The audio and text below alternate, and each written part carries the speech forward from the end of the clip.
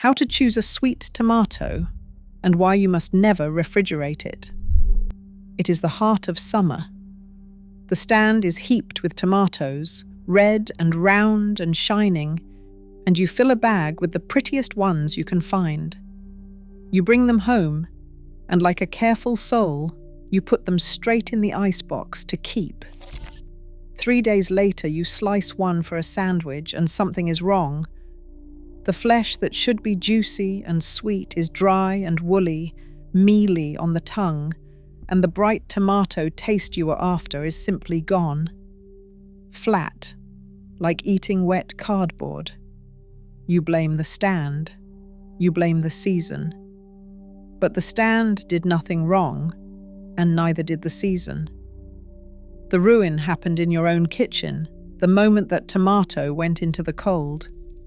It happens in kitchens all over this country, and it is one of the saddest small wastes there is, for the tomato is the very crown of the summer garden, and it need not happen at all. The women who grew and put up tomatoes knew how to choose a sweet one, and they knew the one thing you must never do to it once it is yours. There is no luck in a good tomato. There never was. There are a few small tests for choosing one, and one plain rule for keeping it, and not one of them is hard, and not one costs a penny. You can learn the whole of it before that kettle boils. I am Annie Stoltzfus.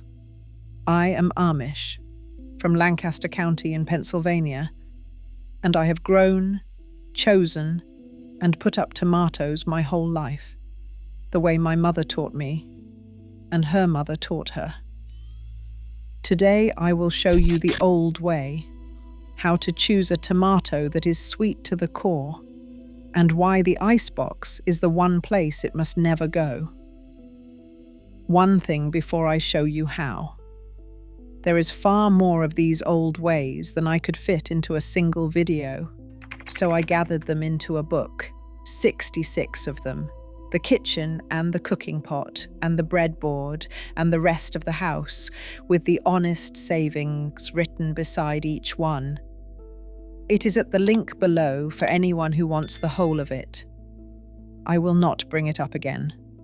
If you would like it, you know where to find it.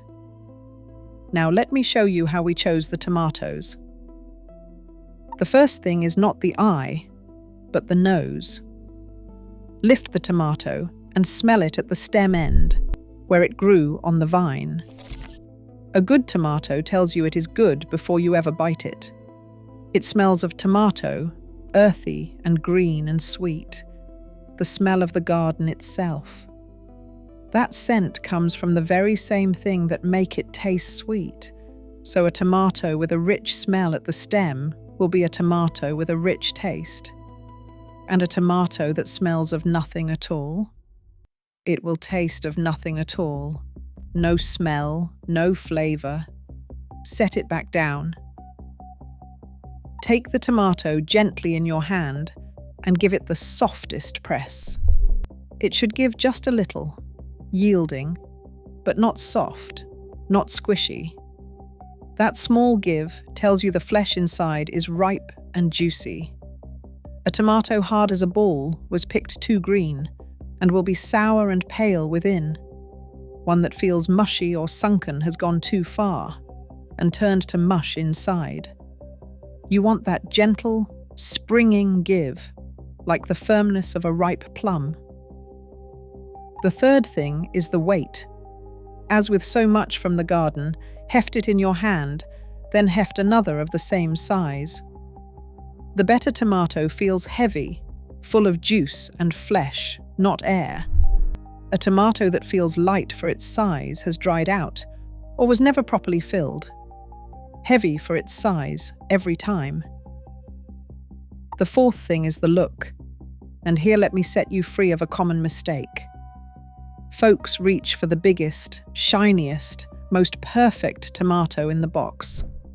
But the sweetest tomatoes are often the ones with deep, even colour clear down to the shoulders near the stem, no hard green or yellow patches. and the skin should be smooth but not glossy like wax. A few small cracks near the stem, what the old folks called growth cracks, are no fault at all. They are often the sign of a tomato that ripened full and fast on the vine in the sun, and those are some of the sweetest you will ever eat. Do not pass over a good tomato for a small, honest crack. Now here is the part I most want you to carry home, for it is where nearly everyone goes wrong. Once that tomato is yours, you must never put it in the refrigerator. The cold of the icebox does two cruel things to a tomato. It breaks down the soft, juicy structure of the flesh inside, turning it dry, grainy, and woolly, the mealy ruin you have surely tasted. And worse, the cold halts the very processes in the tomato that give it its smell and its sweetness. And once they are stopped by the cold, they do not come back, not even when you let the tomato warm again. A tomato chilled is a tomato robbed, and there is no giving back what the cold has taken. So where does it go? On the counter, out of the icebox, away from direct sun. Stem side down, not touching its neighbours. There it holds its flavour, and if it was picked a touch early, it will even ripen a little sweeter sitting in your kitchen. The only time a tomato belongs in the cold is after you have cut it and cannot finish it.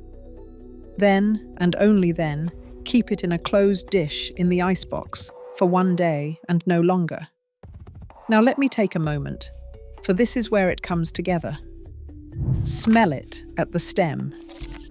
Rich means sweet, nothing means nothing. Feel for a gentle give, not stone, not mush. Heft it. It should feel heavy for its size. Look for deep, even colour and fear, no small, honest crack. And never, never put it in the cold. A few small habits, none of them hard, none costly. And here is the thing to carry with you. There is no money in teaching folks how to choose and keep a tomato. The store would just as soon sell you a pale, woolly one for the same price as a sweet one, and not have you know the difference. And they keep their own tomatoes cold and hard for shipping, which is the very reason the store tomato so seldom tastes of anything. Nobody runs an advertisement telling you to keep yours on the counter because there is nothing in it for them to sell. So the knowing of it got quiet, the way the good plain habits do when there is no profit in saying them aloud, passed from mother to daughter for as long as there were daughters in the kitchen to learn it. So the next time you bring tomatoes home, do not put them in the cold out of habit. Set them on the counter, stem down, and let them be. Choose them by their smell, their give, and their weight, and pay no mind to a small crack. Then tell me in the comments, how did your mother or grandmother grow and keep their tomatoes? And what did your family put up for the winter? The little tricks are exactly the kind of thing that gets lost when nobody writes them down, and I read every one. Until then, keep the plain things close. They were never half so simple as they looked.